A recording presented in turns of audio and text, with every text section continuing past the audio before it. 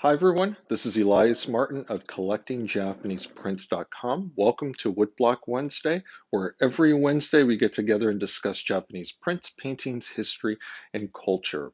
Today's Woodblock Wednesday is a kind of a late one. I usually go live at 3 o'clock and it's 5:30 here in Chicago.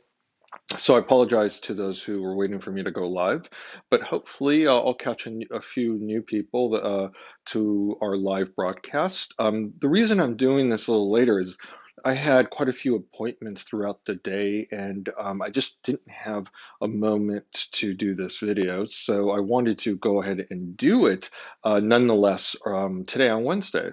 And so thank you for joining me. So today's Woodblock Wednesday is indicative of something I'd like to do every so often when I get some interesting material in. And I have two interesting etchings by Tanaka Ryohei, who's a fantastic etcher out of Japan. He's an etcher working in zinc plate etchings. He also does aqua tints, and his prints are so detailed. They're in some ways miraculous, the amount of detail he could get into every square inch, and you'll see what I mean by that.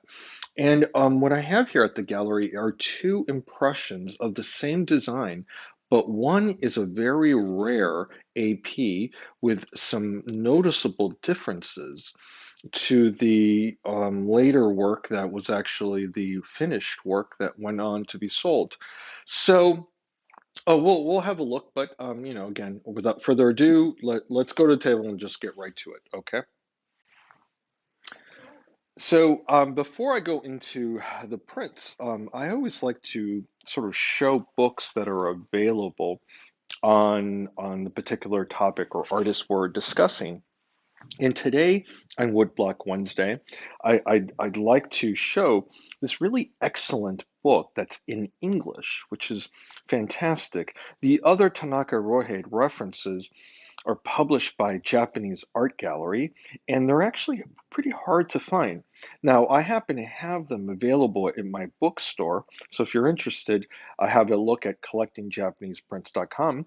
But I also have this book available for sale too, but you can find this right now. It's in print. You can find it anywhere on the internet. It's at Amazon.com. I think it's like $30, $40. And it's a fantastic overview on Tanaka's work. And so I highly recommend it. Okay, well, so having said all that about the book, I want to show these two prints. We have here an AP and here a finished impression. And at first blush, they look very similar. So let's see, let's go back and forth. Can you detect the differences? One more time. I bet you did. So in this particular case, this AP, we have one sole persimmon on this tree. We have this really beautiful elaborate tree with all of these branches. Let me zoom in, you could see there's this sole lone persimmon right at the center of the composition.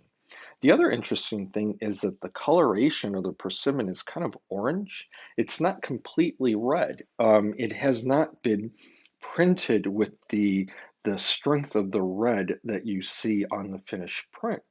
And here on the finished print, of course, you get this typical reddish persimmon that you see on all of his Tanaka's prints, but then you see more of them.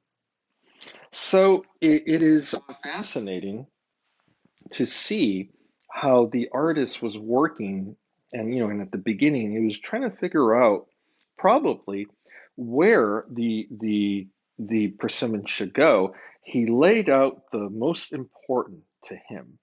He thought that this would be a focal point for the design, and in fact, it is. So when we look at the finished one, your eye goes straight to the persimmon that's at the center of this thatched roof house, and here we have that. But above, I think the artist was sort of trying to figure out, okay, I got the bottom panned out all right. I like where this persimmon goes, but how about the top? Where do I put the other persimmons and how many? And so the artist Tanaka decided on putting, let's see, two, four, six above the one that's at the center.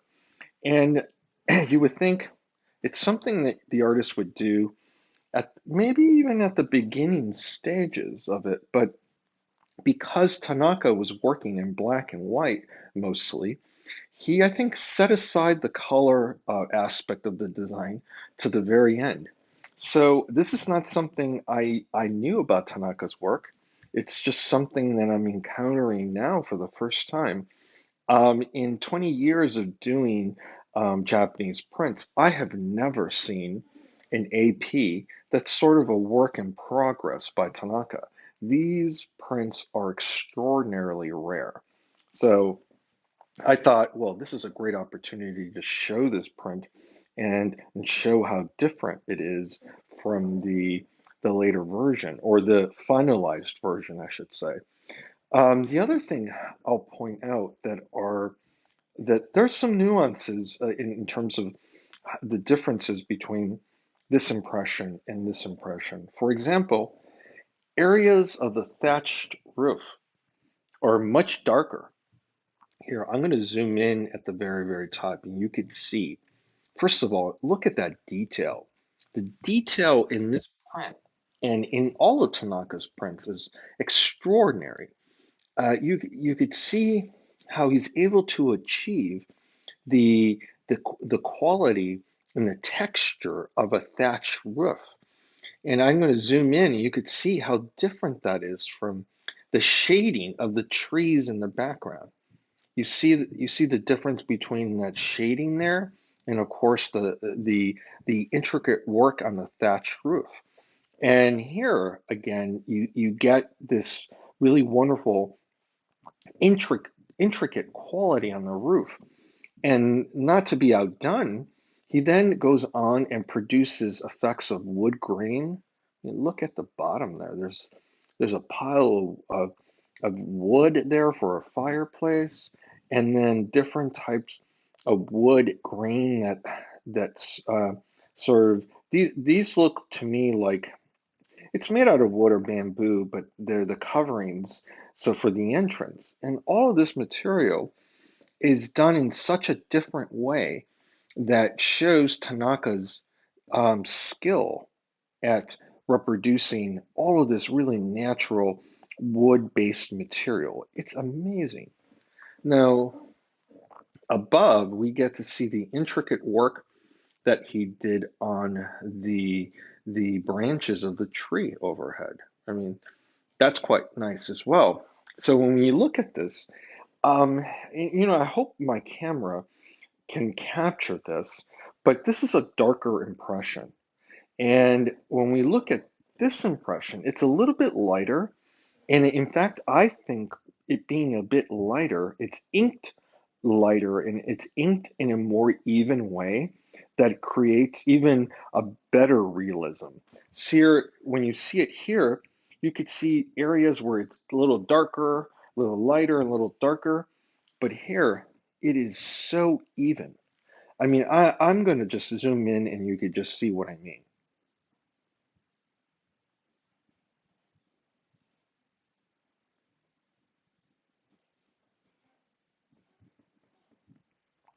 So this evenness really gives a sense of how the light is filtering through this design in a very even way. There aren't really many branches in the front here. I mean, the only thing what we have are the branch greens or anything that's blocking the light as far as we can tell. So the light comes in very even and it highlights just the natural quality of this really intricate roof. I mean, it is amazing. When I look at Tanaka's work, I almost get spellbound by how intricate and how it's almost he almost creates kind of a world unto itself in this design. You could just get lost for hours on hours and just looking at this. So I'm going to pan out. You could see just the overall design, and then again, you'll see the difference between this AP or this trial impression versus the finished print. So I'm going to try to zoom in. I mean, on these prints, I don't know if there's anything more to say other than wow. And so I'm just going to zoom in, be quiet for a little bit so you could see the detail.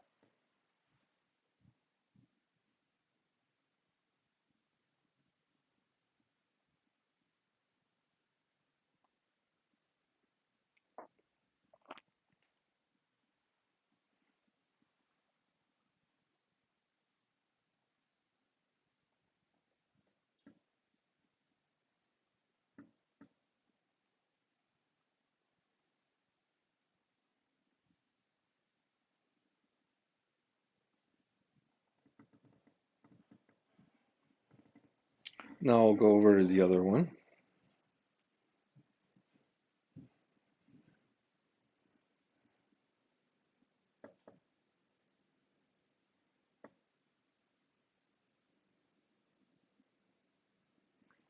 Now I should mention a couple of things. This particular structure is done in a very traditional Japanese way. The structure even on top here echoes the shrine at Ise. So there's components of this structure that go back centuries. And the thatch roof of this traditional Japanese structure is phenomenal. You see these structures in the countryside. They're old. I don't think they're hundreds of years old, but certainly you could see them in the countryside, and they're very old, and it's a lost art on how to, put these homes together or these structures, and so not every carpenter would be able to do this kind of work on such a structure. It's You need an artisan who's been trained in this ancient way of roofing these structures to produce something like that. And of course, I think it's interesting because Tanaka, he's working in a very sort of modern way of looking at artwork with a very fine eye that's realistic, using materials like copper plates with a magnifier. I mean, certainly the eye would get tired just even after an hour of working in this fine detail. But Tanaka trained his eye to be able to do this fine detail on copper plates. And for those of you who don't know much about copper plates, because I usually talk about Japanese woodblock prints, but Tanaka, being a contemporary artist, certainly utilized copper plates, and he basically etched every single line onto the copper plate. So you see this? All of those lines, were added by hand by the artist. It's fantastic. It's not like there's a tool that helps you do things across in a way that almost like a mezzotint. So if you know how mezzotints are made, and I won't go into it, it does kind of work across a section. Here, you're doing it by hand. Every little bit of every little square inch is worked over and over and over and over. It's astounding. It really is. And it's astounding that Tanaka is able to produce the different effects in the material, from the wood grain on these pieces I mean, this is firewood right here. And there's these wooden boxes out right here. The material that is on the structure, that's wood, the different materials here, which is also wood, and the thatched material on the roof. It is astounding. I'll move back onto this one so you could see. So I should also mention that Tanaka passed away in 2019, actually. And so I keep thinking it's still 2020, but in 2019 he passed away, and he wasn't really working in the last few years of his life. And for those who don't know, he actually went blind. And I have to say, an artist that's working in this fine detail over 30, 40 years, I could see why, quite frankly. It is such a labor of love, but also I would imagine it strained his eyesight so bad that he in fact lost it at the end of his life. So it's kind of it's a tragic sort of story about him at the very end. And so he retired. And I think he was retired for maybe 5, 6 years, and of course he passed away after that. So, it's something I should mention because the amount of detail in these prints, it just begs the question: how can this happen? I mean, who can produce this, and and the eyes that would require such intricate work as well as a steady hand.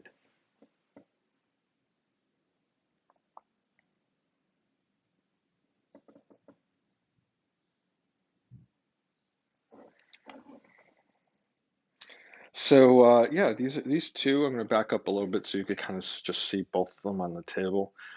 So for those of you here, I'll come back this way. So for those of you interested in Tanaka's work, I am working on an exhibition of his work. I have about 30 to 40 prints. It's been an ongoing project of mine. I was trying to get that exhibition out last year, but I've added more prints to the collection of works, and so I'm hoping to get this out in the coming weeks. But I'm glad to have this pair because it's a really wonderful sort of pair that describes visually his process.